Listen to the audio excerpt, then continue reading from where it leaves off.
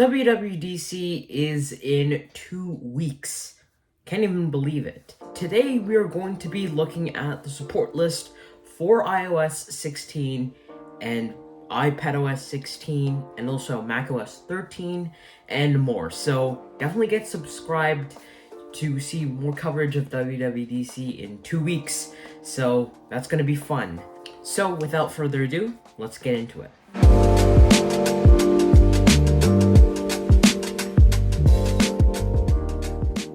There's not really much about all of these software. We haven't really heard lots of leaks.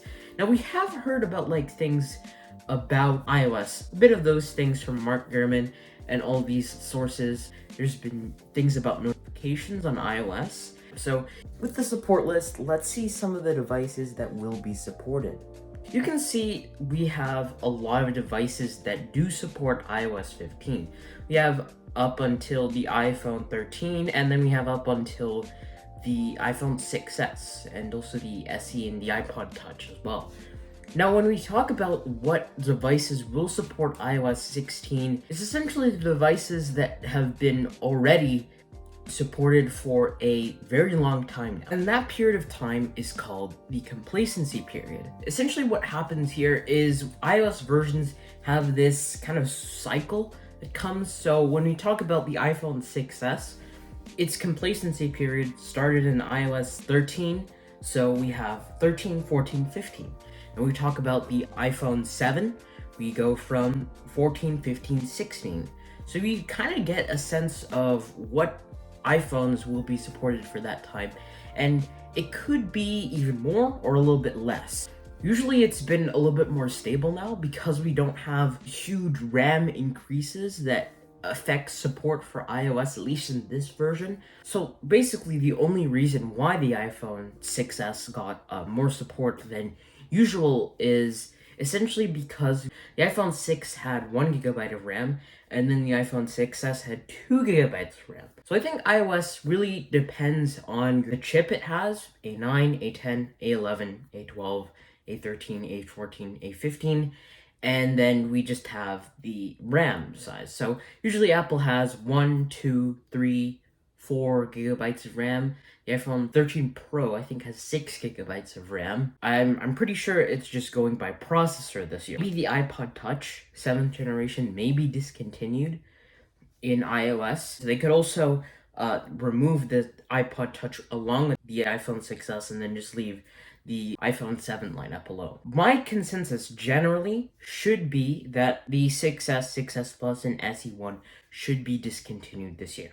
Everything else is pretty much fine. 3, 4, 6GB of RAM is totally usable. That's iOS 15. It's definitely good. Good support list. Goodbye, iPhone 6s.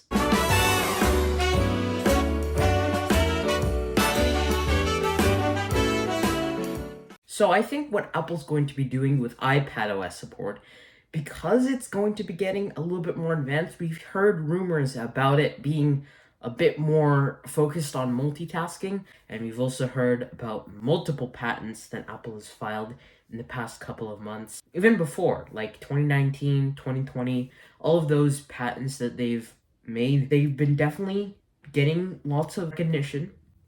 So I hope that these releases are pretty good this year. I'm hoping for Final Cut Pro on the iPad, even a light version like Final Cut Pro Pocket Edition.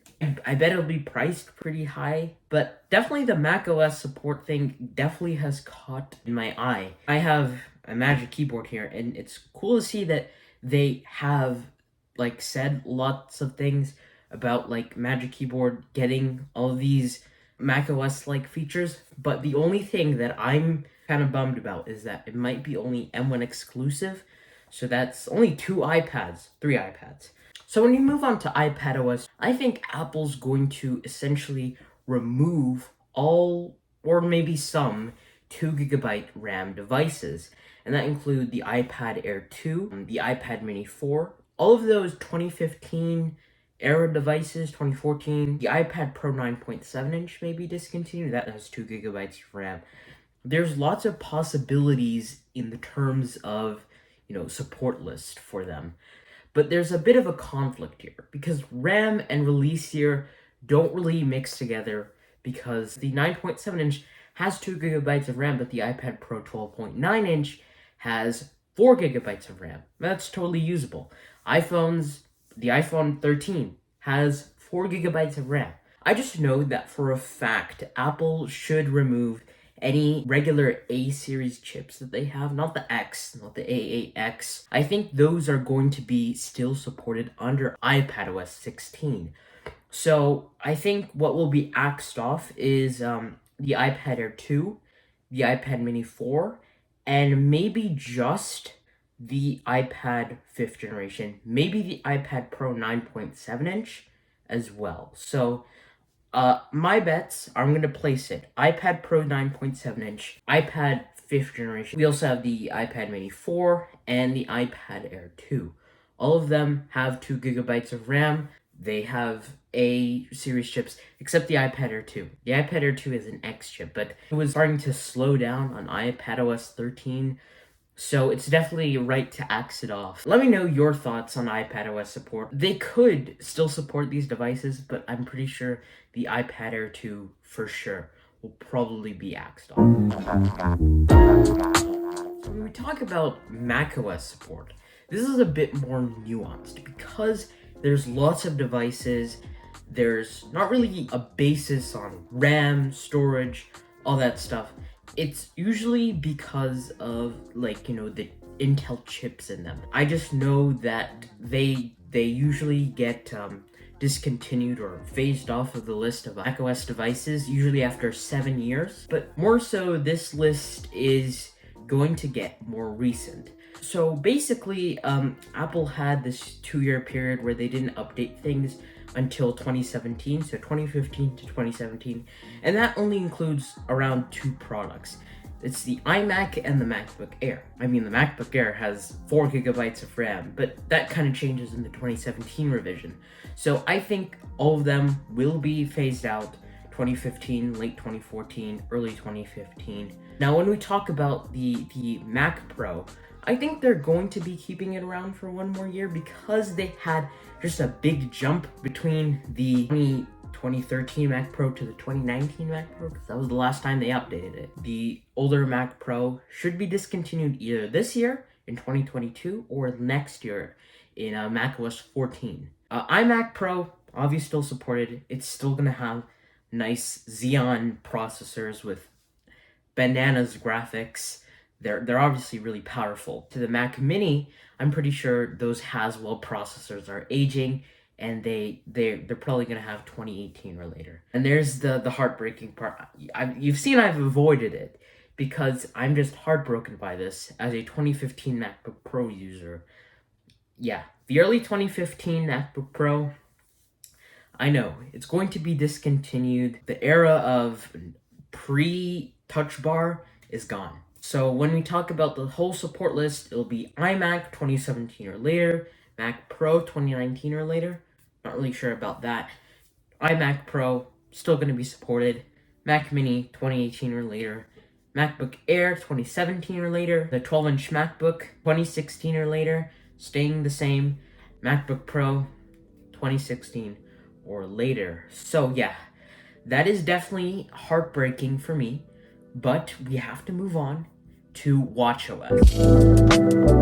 So when we talk about, watchOS non-compatibility, it's pretty easy to know which ones will be supported, but it's also kind of hard.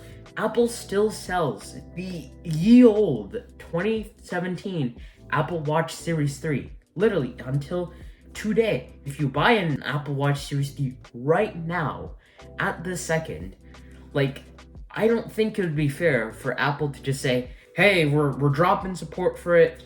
No, we're forgetting about this. We still sold it, but we're just dropping support. It's not going to be as big of a hit. Maybe they're going to support it, stretch it out another year. That'd be a miracle. But it's already unusable on watchOS 8 because it has low storage capacity. This has 8 gigabytes of storage. You can't even install a watchOS update on it. People still do have these things. They're still selling it. I'm just gonna say 1 or 2 more years of support. And at that point, they're going to be 7 years old. So in watchOS 9, I think Apple's going to have the same support list as before. We have the Apple Watch Series 3, the Apple Watch Series 4, the Apple Watch Series 5, the Apple Watch SE, and also the Apple Watch Series 6, and also the Apple Watch Series 7.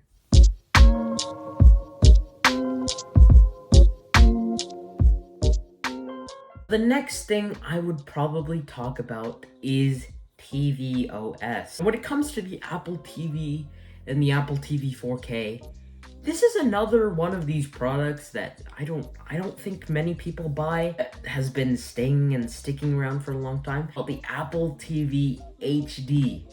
It's from 2015 and Apple still sells it to this day. I'm gonna be honest, they're still probably gonna keep it. Just like the Apple Watch Series 3, they had it for a long time, but people are still buying them today because oh, I need a new Apple TV. I pay $150 for a essentially like a TV box that's super old. Like, you can find these on eBay for like $100. So many old devices that Apple's been keeping around for a long time.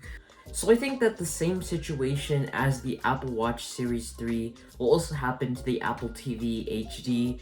So we will get another year or two of support. So the list stays the same. We have just the Apple TV HD, and we also have the Apple TV 4K that's been recently updated. And we also have the other Apple TV 4K, the first generation. That's it for iOS, iPadOS, watchOS, tvOS, macOS support. There's definitely a lot of them. That's a lot to say for sure, but they're definitely going to have to make some sacrifices, especially with the Apple Watch and the Apple TV. Those things are ancient. Let me know in the comments down below if Apple's going to literally axe them all together. So let me know your thoughts on some of the releases that I've talked about, their support lists, and let me know if you are definitely excited for WWDC. I am very excited. I can't wait to see Craig. Craig is the man, for sure. So thank you guys so much for watching. Let me know what you think. I'll see you in the next video.